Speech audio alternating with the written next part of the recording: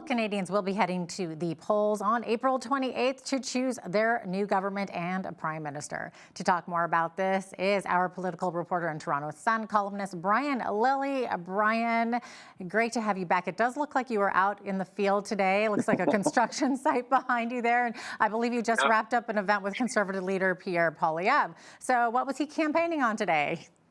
Housing, and housing. He realizes that this is still the number one issue for a lot of voters, especially those under the age of 50.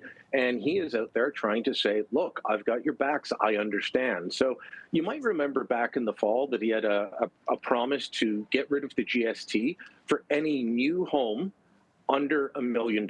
And that's because, as he pointed out while he's standing here, he said, think about how crazy it is that we're looking at homes like this and they're $1 million. Well, he said the Liberal government's poor policy has just made things worse, and so he's upping it to homes under $1.3 million. I think back to buying my first home, Jeanette, and I can't imagine. That was 20 years ago, but it cost a tenth of what these guys are talking about now. It is, which is why so many young people are concerned. Very fascinating watching the polling. And while Donald Trump is the number one issue for voters over 60, voters under 50, it's housing affordability, cost of living, pocketbook issues. And that's what Poilievre was out here talking about today. Yeah, exactly. It's so hard for younger people to even think about buying a house right now with the cost of all these houses and whatnot. But okay, so Liberal leader Mark Carney in Halifax this morning talking about defense, saying he'll build up Canada's armed forces with more subs, more ships, and pay raises for members of the armed forces. All against the backdrop of Donald Trump. As I've said just a moment ago, for voters over 60, which is where Mark Carney is getting a lot of his support that you see shifting in the polls, it's coming from women and voters over 60 who are very concerned about Donald Trump. And so he makes this defense announcement. It was very light on detail, but kind of posturing as if, I'll build up the military to defend against, maybe kind of hinting at a Trump invasion, which isn't going to happen. But that's where he was. More ships, more subs. He was asked about the F-35 contract and whether that would go ahead. He was non-committal. It's a very strange campaign from the Liberal leader. Justin Trudeau's very good, very focused campaigner. I know that will anger some of your viewers who, really didn't like the guy. But he knew and understood how a campaign is structured and how it has to go. This is Carney's first time campaigning, and it's really showing because sometimes you just don't know what his message is. Every campaign normally has a message of the day. His was unfocused today. Yesterday, after listening to his entire news conference, I couldn't tell you what it was. Oh, interesting. Well, it sounds like if he's really trying to build up the defense, does he think that we're ready to go to war with the United States or something? Is he afraid of the takeover, the big takeover? I don't think that's coming. I know some people, there's some media people who are very much backing Mark Carney, who are playing up that idea. So, sure. And you hear the odd person who is afraid of it. When I talk to people in Washington, that is not on the agenda, even if they do like what President Trump says about trying to make Canada the 51st state. For sure. Now, both NDP leader Jagmeet Singh and Poilievre were taking on Carney on the same issue today, his role in driving up the cost of rent for many Canadians. We were just talking about housing there. I mean, rent also an issue. So what are the two leaders claiming that Carney did wrong? Well, of course, before he got into politics, and after he was chair of the Bank of England, or the governor of the Bank of England, he was chair of a company called Brookfield Asset Management. And they've engaged in buying up a lot of rental apartment buildings here in Canada. In the United States, they're big into buying up homes that they then turn around and rent. And it's called the financialization of the housing market. So interesting that both the NDP and the Conservatives taking Carney on this. Apparently, both showcasing apartment buildings in Toronto where the Brookfield rents are far higher. Both the Liberals and the NDP and Conservatives saying that Carney's firm would buy up these buildings, make minor cosmetic changes to the building and then start hiking rents as if it was a new building. And so they're higher than average when it comes to what people are charged. Carney is going to have to talk about housing at some point, or perhaps he's just going to try and talk about Donald Trump for 37 days and win the election that way.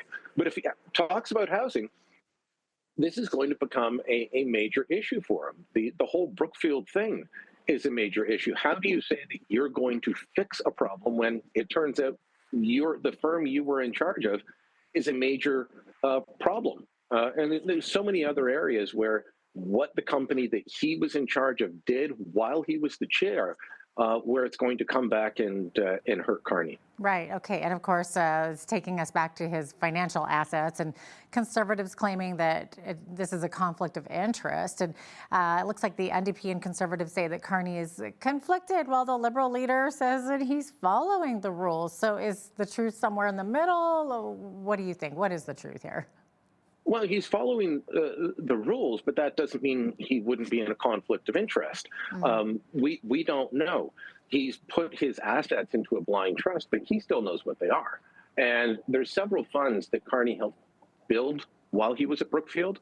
And the way his compensation structure works is that he can't.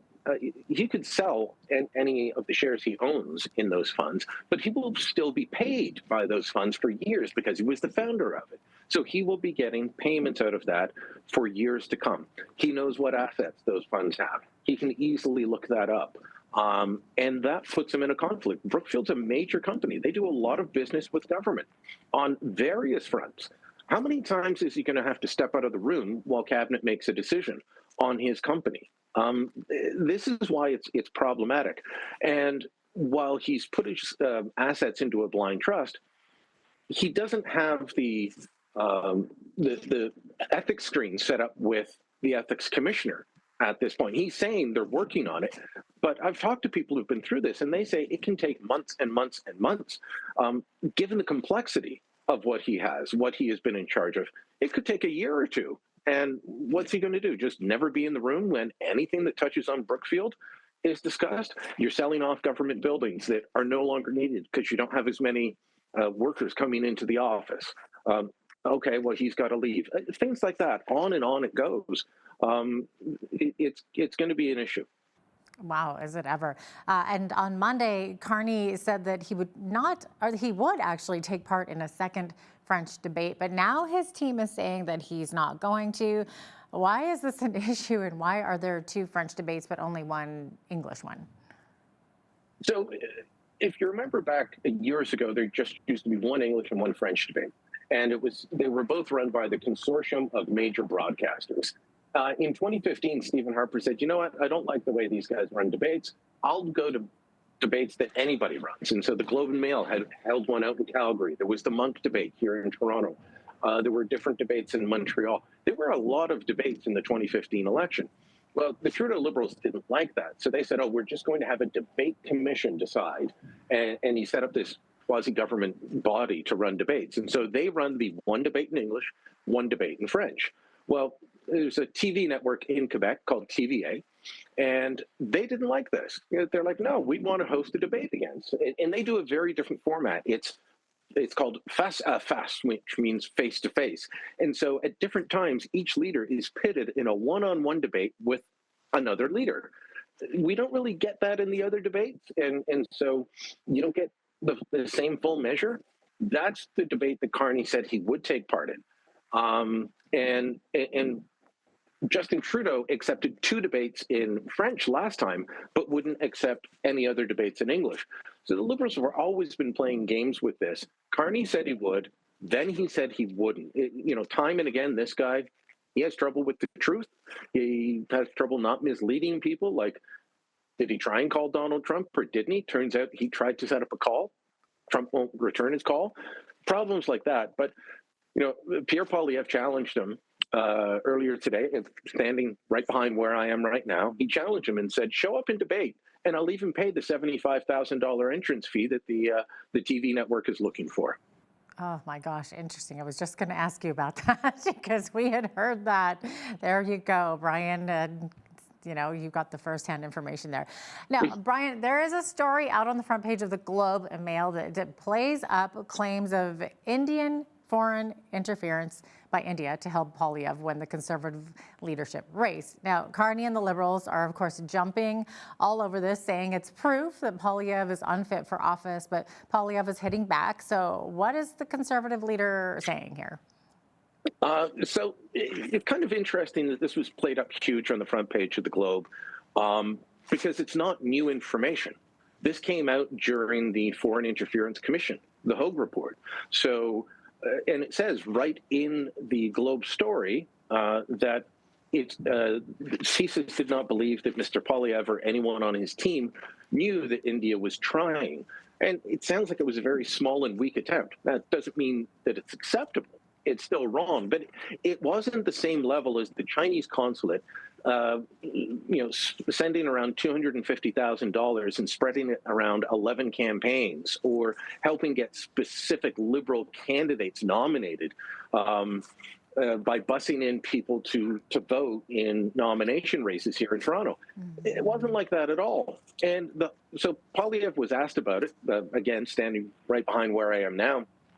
And he just bluntly said, Patrick Brown, one of his competitors in the nomination leadership race, has testified under oath that it had no impact and that he knew nothing about it. The Hogue Commission found the same thing. So, it's weird that it's being brought up.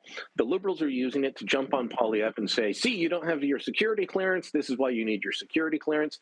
Poilievre said, look, I've had my security clearance before.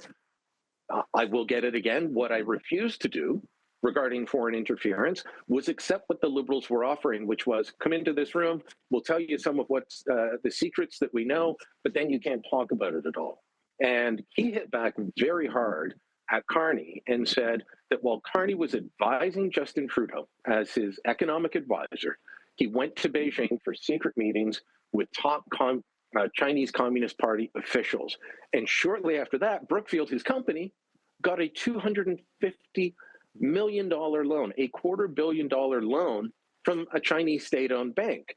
And so Poilievre said, if anyone is conflicted by foreign interference here, it's Mark Carney. Oh, gosh. Interesting. Speaking of where you're standing right there, I understand that Poilievre has been backed by a number of unions as well for building, right, for the housing? Yeah, he got one major endorsement last night from the International Brotherhood of Boilermakers. And it was a very strong endorsement. They're concerned about Boilermakers. It's a trade I know well. My late father was a Boilermaker, but many people don't. They're involved in industrial construction, in power plants. If there was an LNG pipeline, they would be doing part of the work on that. They're very active in places like Fort McMurray. So industrial construction, this is what they're doing. And they said that they believe Poilievre is the right man for this, that he will actually back the projects that their workers rely on to get on the job, and that they don't believe that the Liberals or the NDP will. This union has never, ever endorsed a federal Liberal or a federal Conservative, ever. And so this is major. Doug Ford here in Ontario got, I think, 18 different construction unions endorsing him. I think we're going to see similar things with Pierre Poilievre. He's going to Hamilton tonight and is going to have a number of union leaders come out and support him there. I'm told there will be more endorsements. And so I asked him about his strategy of turning blue-collar workers into blue voters. And he went on at length about it, and that and then he tied it back to housing. He said so many of the people in the trades that are building these houses now can't even afford to buy them, and that's how bad things have gotten under 10 years of liberal rule. Oh my gosh. Okay, speaking of the Liberals, another former Trudeau cabinet minister, Sean Fraser, said that he wouldn't run in this election, but now he's changing his mind. First off, is he even allowed to do that? And is this a good sign or a bad sign for the Carney Liberals? It depends on your view. If you're a Carney liberal and you support Mark Carney, then this is great. Sean Fraser's back, hooray! And yes, he is allowed to do that. The local party had not chosen a candidate, and so he's jumping back in, just like Anita Anand and some others. Look, Sean Fraser was the guy in charge of housing when things got really, really bad. He was in charge of immigration when the system was broken. We had an immigration system in this country that was the envy of the world. We had an immigration system that had wide support for high levels of immigration, and then they put that system on steroids. They threw out a lot of the rules that made Canada's system work when other countries don't. That's who Sean Fraser is. But he's only back in now because polling has the Liberals ahead in Nova Scotia. And he thinks he can win again, whereas before he was convinced he was going to lose. So he wanted to spend more time with his family. Apparently, he's not that interested in spending more time with his family anymore. You know, I had just been asked about Fraser the other day and whether he would come back, and I said, I don't think so. My understanding is he's got young kids, and he was genuine when he said he wanted to spend more time with his family, unlike many other politicians. It turns out I was wrong. Well, it turns out we're out of time here too, Brian. But thanks for joining us today from the field there. Political reporter and Toronto Sun columnist Brian Lilley. Thanks so much for your time today. Thank you.